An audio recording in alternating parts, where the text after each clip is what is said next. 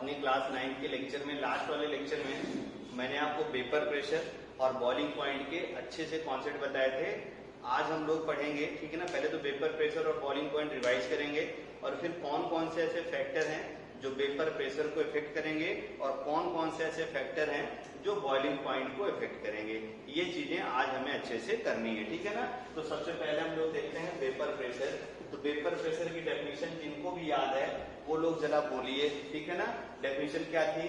Pressure exerted by vapour molecule on the liquid surface at which rate of vaporization is same as rate of condensation। फिर से बोलते हैं मेरे साथ, बोलिए क्या था vapour pressure? Pressure exerted by vapour molecule on the liquid surface at which rate of vaporization is same as rate of condensation। बात क्लियर हो गई? अच्छा, जितने लोग ये डेफिनेशन साथ में बोल रहे थे वो बहुत अच्छी बात है, और जो लोग नहीं बोल रहे थे प्लीज वो पीछे के वीडियोज आप अच्छे से देख लीजिए, तब चीजें आपको क्लियर हो पाएंगी, ठीक है ना। तो वेपर प्रेशर की ये डेफिनेशन हो गई। फिर से मैं एक बार इस डायग्राम से रिलेट करता हूं तो तुमको बहुत अच्छे से समझ में आएगा। जैसे मान लो अपने पास ये कोई लिक्विड है, ठीक है ना, क्योंकि फैक्टर भी पढ़ना है तो यहीं से सीख लेंगे। तो कोई भी आपके पास लिक्विड है, ठीक है ना। अब देखना, जब लिक्विड को, ठीक है ना, हम लोग गर्म करते हैं तो लिक्विड गर्म करते हैं तो लिक्विड का वेपोराइजेशन होगा, वेपर भाग न जाए, इसलिए हम लोग क्या करते हैं, ठीक है, इसको एक कंटेनर में बंद कर देते हैं ताकि वेपर उड़ के बाहर न जाए। और यहाँ देखो ध्यान से, ढेर सारा वेपर तुम्हारा कलेक्ट हो गया। तो अब जब वेपर इसके कंटेनर से कोलाइड करेगा तो कंडेंस होकर देखो लिक्विड के फॉर्म में ड्रॉपलेट्स आ जाएगी। और ये जो लिक्विड हमने यूज किया है, ठीक है, ऐसे याद रखो, अगर देखो लिक्विड तुम्हारा अपने आप वेपोराइज हो जाता तब तो इसका बॉइलिंग पॉइंट ज्यादा होता। तो ये ऐसा लिक्विड है जिसका लिक्विड मान लो तुम्हारा जो है नॉन वोलाटाइल, ऐसे लिख दे रहा हूँ। लिक्विड जो भी है ये क्या है तुम्हारा, देखो नॉन वोलाटाइल है, नॉन वोलाटाइल, अच्छे से याद रखो। नॉन वोलाटाइल समझते होंगे, ठीक है ना। स्पॉन्टेनियस वो बाहर खत्म नहीं होगा, ठीक है ना। जैसे पेट्रोल वोलाटाइल होता है, परफ्यूम वोलाटाइल होता है, इस टाइप से। ये नॉन वोलाटाइल, इसलिए हम इसको गर्म करते हैं। तो जब गर्म करेंगे तो यहां से देखो क्या होगा, वेपर का मॉलिक्यूल बनेगा। प्रोसेस क्या हो गया, वेपोराइजेशन। ये मॉलिक्यूल यहाँ जाके कोलाइड करेगा, कंडेंसेशन होगा। तो यहाँ से ये प्रोसेस क्या हो गया, देखो कंडेंसेशन। पूरे इस प्रोसेस में एक ऐसा टेम्परेचर या एक ऐसा इंस्टेंट, ऐसा टाइम जरूर मिलेगा कि rate of vaporisation same as rate of condensation हो जाएगा। उस टाइम पे क्या होगा, जब तुम्हारा rate of vaporisation rate of condensation same हो जाएगा, उस इंस्टेंट पे क्या होगा, ये वेपर का मॉलिक्यूल लिक्विड के सरफेस पे एक प्रेशर लगाएगा। ये जो वेपर वाला मॉलिक्यूल है लिक्विड के सरफेस पे एक प्रेशर लगाएगा, और इसी प्रेशर को हम लोग नाम देंगे, और नाम देंगे इसको हम लोग वेपर प्रेशर। क्या नाम देंगे, वेपर प्रेशर। तो वेपर प्रेशर की डेफिनेशन समझ में आ गई ना। Pressure exerted by vapour molecule on the liquid surface are called vapour pressure. Clear. इसके बाद देखो मैंने आपको बताया था बॉइलिंग पॉइंट। इसके बाद मैंने क्या बताया था, देखो बॉइलिंग पॉइंट। तो बॉइलिंग पॉइंट मैंने क्या बताया था, द टेम्परेचर एट विच, ये अच्छे से लिख दे रहा हूं मैं, द टेम्परेचर एट विच, क्या था बोलो, याद करो, the temperature at which vapour pressure of liquid. अब मैं वेपर प्रेशर को शॉर्ट में ऐसे वीपी करके लिखा करूंगा, ठीक ना। The temperature at which vapour pressure of liquid, दिमाग में बैठाइए, vapour pressure of liquid is same as atmospheric pressure, is same as atmospheric pressure, दिमाग में छपना चाहिए definition, same as atmospheric pressure, ठीक है ना। Same as atmospheric pressure are called, क्या बोलते हैं अपन इसको, are called boiling point. Clear हुआ ना। तो बॉइलिंग पॉइंट वो टेम्परेचर है जिस टेम्परेचर पे ये वेपर प्रेशर जो भी इन्वायरमेंट का प्रेशर है उसके बराबर हो जाए। क्लियर हो गया ना ये। तो ये हो गया डेफिनेशन इसकी। अब हम लोग आते हैं कि कौन कौन से ऐसे फैक्टर हैं जो तुम्हारा वेपर प्रेशर को इफेक्ट करेंगे, ठीक है ना। तो एक एक चीज अच्छे से ध्यान से सुनते रहिए ताकि आपको बहुत अच्छे से क्लियर हो जाए। तो factor affecting vapour pressure, factors affecting vapour pressure. तो अब देखना कौन से ऐसे फैक्टर हैं जो वेपर प्रेशर को इफेक्ट करेंगे, इसकी कहानी हम लोग देखेंगे। अच्छा, जो फैक्टर वेपर प्रेशर को इफेक्ट करेगा वही फैक्टर बॉइलिंग पॉइंट को इफेक्ट करेगा। कुछ और भी फैक्टर होंगे लेकिन वेपर प्रेशर को जो इफेक्ट करेगा वो नो डाउट बॉइलिंग पॉइंट को इफेक्ट करेगा ही करेगा। जाएगा। चलिए अब हम लोग सबसे पहला फैक्टर देखते हैं। अब देखो ध्यान से, जैसे मान लो मैं लिक्विड ले लूं, ठीक ना, मेरे पास 2-3 बॉटल है और मैं उसमें अलग अलग लिक्विड ले लूं, ठीक है ना। जैसे मान लो एक बॉटल है मेरे पास, तो मैं इसमें पानी है तो थोड़ा पानी पी लिया जाए, ठीक है। तो देखिए जैसे ये मैंने एक बॉटल में ले लिया वाटर, एक मान लो ये भी पानी बॉटल है ना, डस्टर मान लो थोड़ी देर के पानी बॉटल है, इसमें मान लो मैं ले लिया हनी। अब हम लोग क्या करें, इसको गर्म करें। तो वेपर पहले किसमें बनेगा, हनी में बनेगा। हनी में तो सुनो शहद, तो हनी में बनेगा कि वाटर में बनेगा वेपर? वेपर किसमें बनेगा, वाटर में बनेगा, समझ में आ गया होगा। अब वाटर में वेपर पहले बनेगा, तो यानी ये देखो जरा ध्यान से, वेपर इसमें पहले बनेगा। इस चीज को हम लोग को कैसे पहचानना है ये बात हम लोग सीखेंगे। तो अब देखना ध्यान से, ये हमने पहचाना है नेचर ऑफ लिक्विड। किससे पहचाना हमने, नेचर ऑफ लिक्विड। ऐसा लिक्विड जिसमें फोर्स ऑफ अट्रैक्शन, याद करो विस्कोसिटी ज्यादा होगी, तो वो है हनी। हनी में फोर्स ऑफ अट्रैक्शन ज्यादा होगा। तो जब मॉलिक्यूल में देखो, यहाँ पे मॉलिक्यूल में फोर्स ऑफ अट्रैक्शन ज्यादा होगा तो ये वेपोराइज होगा नहीं, और अगर ये वेपोराइज नहीं होगा तो कंडेंस नहीं होगा, और अगर कंडेंस नहीं होगा तो रेट ऑफ वेपोराइजेशन और रेट ऑफ कंडेंसेशन सेम होने में बहुत प्रॉब्लम। और अगर ये प्रॉब्लम है तो वेपर प्रेशर आएगा ही नहीं, और वेपर प्रेशर अगर नहीं आया तो बॉइलिंग पॉइंट आएगा ही नहीं। क्लियर हुआ ना, फिर से समझिए। तो ये आपका जो फर्स्ट फैक्टर है, वो फर्स्ट फैक्टर क्या हो गया तुम्हारा, नेचर ऑफ लिक्विड। क्या हो गया तुम्हारा, nature of liquid. Vapour pressure को इफेक्ट करने का जो फर्स्ट फैक्टर है वो क्या हो गया, बोलो, नेचर ऑफ लिक्विड। कौन सा फैक्टर हो गया, नेचर ऑफ लिक्विड। ध्यान में रखते रहिएगा, nature of liquid. Vapour pressure को इफेक्ट करने का फर्स्ट फैक्टर कौन सा, नेचर ऑफ लिक्विड। अब नेचर ऑफ लिक्विड जरा ध्यान से देखिए। लिक्विड, अगर मान लो लिक्विड में इंटरमॉलिक्यूलर फोर्स ऑफ अट्रैक्शन ज्यादा है, तो ये देखो वेपोराइजेशन होगा नहीं, और अगर वेपोराइजेशन नहीं होगा तो ना तो कंडेंसेशन होने वाला है और ना ही रेट सेम होने वाले, ना तो वेपर प्रेशर आने वाला है। क्लियर हो गया ना। तो मैं क्या बोलूंगा कि जो तुम्हारा नेचर ऑफ लिक्विड की हम लोग अगर बात करेंगे तो यानी क्या होगा, देखना ध्यान से। लिक्विड, अच्छे से याद रखो, liquid have strong intermolecular force of attraction, strong intermolecular force, ठीक ना, ऑफ अट्रैक्शन। दिमाग में ये सब रखे रहिएगा। Strong intermolecular force of attraction है, बोलो क्या होगा, है लो वेपर प्रेशर। कोई प्रॉब्लम यहाँ तक कोई प्रॉब्लम नहीं है भाई। अगर लिक्विड का मॉलिक्यूल में फोर्स ऑफ अट्रैक्शन बहुत ज्यादा है तो लिक्विड वेपोराइज होगा नहीं, और अगर लिक्विड वेपोराइज नहीं होगा तो क्या वेपर प्रेशर आएगा, क्या नहीं आएगा।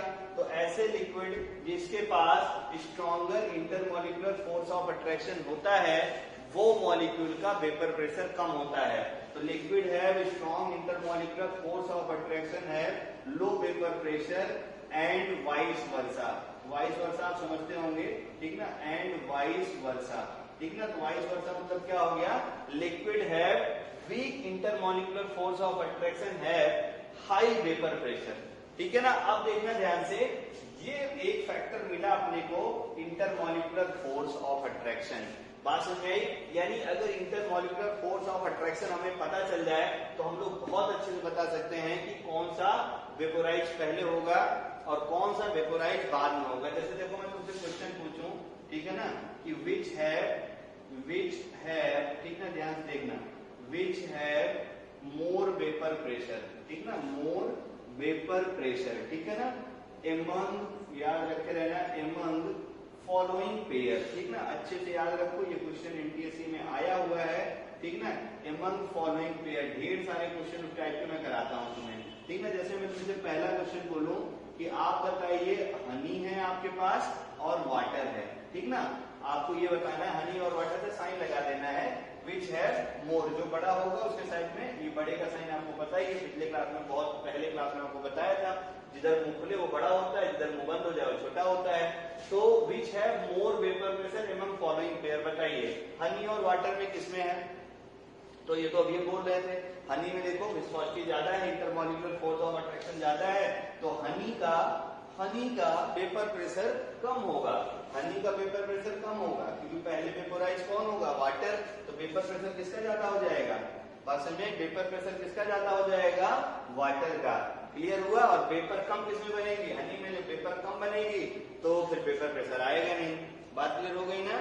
और देखिए जरा ध्यान से सेकेंड क्वेश्चन, मैं तुमसे बोलूं कि तुम्हारे पास मीथेन गैस है, मीथेन गैस है, ठीक है ना, और आपके पास वाटर है, ठीक है ना, मीथेन है और वाटर है, तो मीथेन और वाटर में किसका वेपर प्रेशर ज्यादा होगा। तो अब ये देखा तो है नहीं आपने मीथेन, देखा है आपने, नहीं देखा है ना। मीथेन कहाँ मिलती है आपको, जो भी आपके, ठीक है ना, जहाँ पे कोई भी चीज सड़ी गली चीज हो, है ना, कूड़ा घर समझ लो तुम, जहाँ कूड़ा फेंकते हैं ना अपन डस्टबिन, डस्टबिन में भी ये गैस बन जाएगी। बाकी जो बड़े बड़े कूड़े के ढेर देखते हैं ना आप, वहां पे भी, और बाकी जो गांव में अगर घर हो आपका, जहाँ धान का जो खेत होता है ना, धान में देखो जब धान लगाते हैं तो पानी भर के लगाते हैं और पानी बहुत दिनों तक रखते हैं उसके अंदर, तो धान के खेत के आसपास जाएंगे तब भी आपको इसकी स्मेल मिलती है, तो इसको ध्यान में रखते रहिएगा, ठीक है ना। तो मीथेन, अब इसका फार्मूला पता चल जाए तो सारा काम बन जाएगा। बहुत सारे बच्चों को इसका फार्मूला पता होगा, मीथेन का फार्मूला क्या होता है, CH4। तो चलो ये फार्मूला है और अपना वाटर है। अब हम ये वाटर तुमने देखा लेकिन मीथेन तुमने नहीं देखा है, तो कैसे हम लोग डिसाइड करेंगे कि किसका बॉइलिंग पॉइंट ज्यादा, किसका मतलब वेपर प्रेशर ज्यादा होगा और किसका वेपर प्रेशर कम होगा। तो इस चीज को दिखाने के लिए हमें ये पढ़ना पड़ेगा इंटरमॉलिक्यूलर फोर्स ऑफ अट्रैक्शन। क्या पढ़ना पड़ेगा, इंटरमॉलिक्यूलर फोर्स ऑफ अट्रैक्शन, किसमें ज्यादा होता है और किसमें कम होता है। तो ये चीज डिसाइड करने के लिए आपको कुछ चीजें अलग से पढ़नी है जो आपके एनसीईआरटी में फिलहाल 9th में नहीं है, हायर क्लासेस में है, लेकिन ओलंपियाड में क्वेश्चन आता है तो अपने को पढ़ना ही पड़ेगा यहाँ पे, ठीक है ना। तो हम लोग ये डिसाइड करते हैं कि मीथेन और वाटर में किसमें आपका वेपर ज्यादा बनेगी, किसका वेपर प्रेशर ज्यादा होगा और किसका वेपर प्रेशर कम होगा, ठीक है ना। अच्छा एक बात और देखो ध्यान से, थोड़ा वैसे भी बोल दूं, जिसमें वेपोराइजेशन ज्यादा होगा, वेपोराइजेशन अगर ज्यादा होगा तो उसका बॉइलिंग पॉइंट क्या होगा, कम होगा कि ज्यादा। भाई जितनी जल्दी वेपर बनेगा उतनी जल्दी कंडेंसेशन होगा, बस नहीं, और उतनी जल्दी कंडेंसेशन होगा तो वेपर प्रेशर एटमॉस्फेरिक प्रेशर के सेम भी जल्दी हो जाएगा। बात क्लियर हो गई। जिसका वेपर प्रेशर ज्यादा होता है उसका बॉइलिंग पॉइंट क्या होता है, कम होता है। अच्छे से याद रखते रहना, मतलब vapour pressure inversely proportional to क्या होता है, बॉइलिंग पॉइंट। ये भी ध्यान में रखते रहना, vapour pressure inversely proportional to क्या होता है, बॉइलिंग पॉइंट, ठीक है ना। अब इसको बाद में लिखेंगे लेकिन थोड़ा दिमाग में रखे रहो। कैसे समझ में आया ना भाई, जो लिक्विड पहले वेपोराइज होगा तो उसका बॉइलिंग पॉइंट कम ही होगा, क्योंकि आपको टेम्परेचर, जिस टेम्परेचर पे बॉइलिंग स्टार्ट हो गई ना, बॉइलिंग पॉइंट है, तो बॉइलिंग पॉइंट कम होगा तो जल्दी से वेपोराइज होगा, और बॉइलिंग पॉइंट बहुत ज्यादा होगा तो जल्दी से वेपोराइज नहीं होगा। तो अब देखो ध्यान से, हमें मीथेन और वाटर में बताना है किसमें जो है वेपर प्रेशर ज्यादा होगा और किसका वेपर प्रेशर कम होगा। ये चीज डिसाइड करने के लिए मुझे डिसाइड करना है इंटरमॉलिक्यूलर फोर्स ऑफ अट्रैक्शन, किसमें ज्यादा होगा किसमें कम होगा, ठीक है ना। तो अब देखना ध्यान से, बहुत सारे टाइप के इंटरमॉलिक्यूलर फोर्स ऑफ अट्रैक्शन होते हैं। इंटरमॉलिक्यूलर फोर्स ऑफ अट्रैक्शन, ठीक है ना, अगर हम लोग इसका स्ट्रेंथ देखते हैं, ध्यान देखना, इसका हम लोग क्या देखते हैं, स्ट्रेंथ, मतलब किसमें ज्यादा है किसमें कम है। तो इसको डिसाइड करने के लिए अपने पास एक रूल है, सबसे ज्यादा जो स्ट्रेंथ होता है वो होता है आयनिक कंपाउंड में। किसमें होता है, आयनिक कंपाउंड में। क्या होते हैं आयनिक कंपाउंड, अभी थोड़ी देर बाद बताऊंगा। उसके बाद जो स्ट्रेंथ होती है वो स्ट्रेंथ होता है आपका हाइड्रोजन बॉन्डेड कंपाउंड में। किसमें होता है, हाइड्रोजन बॉन्डेड कंपाउंड में। फिर उसके बाद जो इंटरेक्शन होता है वो होता है पोलर कंपाउंड में। किसकी वजह से होता है, देखो, पोलर कंपाउंड में। फिर देखना ध्यान से, ये जो पोलर कंपाउंड है इससे जो कम इंटरेक्शन होता है वो होता है नॉन पोलर कंपाउंड में। अब ये पोलर नॉन पोलर क्या है, आयनिक कंपाउंड कैसे पहचानेंगे, हाइड्रोजन बॉन्ड कैसे पहचानेंगे, ये सब आपको बताऊंगा। फिर अगला देखो ध्यान से, ये जो पोलर कंपाउंड है ये दो टाइप का होता है। पोलर कंपाउंड दो टाइप के होते हैं, एक होता है पोलर ड्यू टू चार्ज, अच्छे से याद रखते रहना, एक होता है तुम्हारा polar due to charge separation. दिमाग में छापो इसको, क्या होता है, polar due to charge separation, ठीक है ना। और जो नेक्स्ट टाइप है पोलरिटी का वो है polar due to lone pair. Polar due to lone pair electron. ये सब बहुत अच्छे से ध्यान में रखे रहना है, एक एक चीज मैं आपको बहुत अच्छे से डिटेल में समझाऊंगा। इसके बाद हम लोग देखो ये इंटरेक्शन का ऑर्डर बहुत अच्छे से आप लर्न करिएगा, ठीक है ना। इसको लर्न करके आना है अगले क्लास में आपको, ताकि आपको जब मैं समझाऊं कि इसमें आयनिक बॉन्ड का इंटरेक्शन है, इसमें हाइड्रोजन बॉन्ड का इंटरेक्शन बनेगा और इसका बॉइलिंग पॉइंट ज्यादा होगा, इसका वेपर प्रेशर, ठीक है ना, तो बहुत कम, जो भी ज्यादा होगा कम होगा भी आपने देखा ही। ये मुझे डिसाइड करना है, तो कैसे डिसाइड करेंगे, इस इंटरेक्शन से। तो इंटरेक्शन मतलब आप इतना अभी पढ़ लीजिए, बाकी और हम लोग देखेंगे ध्यान में धीरे धीरे। तो सबसे ज्यादा इंटरेक्शन किसमें होता है, आयनिक कंपाउंड में, फिर किसमें होता है हाइड्रोजन बॉन्डेड में, फिर किसमें होता है पोलर में, फिर किसमें होता है नॉन पोलर में। और पोलर में दो, पोलर ड्यू टू चार्ज और polar due to lone pair. होता क्या है, पोलर ड्यू टू चार्ज का जो आपका इंटरेक्शन होता है वो polar due to lone pair से ज्यादा होता है। एक बार मैं फिर से बोल दे रहा हूँ, प्लीज यहाँ तक सारी चीजें, ठीक है ना, आप पढ़ते रहिए और नोट्स बनाते रहिए। सबसे जरूरी चीज है आप हर लेक्चर का नोट्स बनाते रहिए, और जो क्वेश्चन आप लोग सॉल्व, अभी डीपीपी और हो जाए, कुछ और हो जाएगा तो फिर से मैं आपको डीपीपी बोलूंगा, ये वाली डीपीपी सॉल्व करके आपको ग्रुप में भेजना रहेगा। और नो डाउट बहुत बच्चे भेजते हैं, तो ये बड़ी अच्छी बात है। और बाकी क्वेश्चन फिर धीरे धीरे आपसे डिस्कस करेंगे, तब आपको बहुत अच्छे से चैप्टर क्लियर हो जाएगा। तो यहाँ तक बहुत अच्छे से पढ़ते रहिए। Thank you.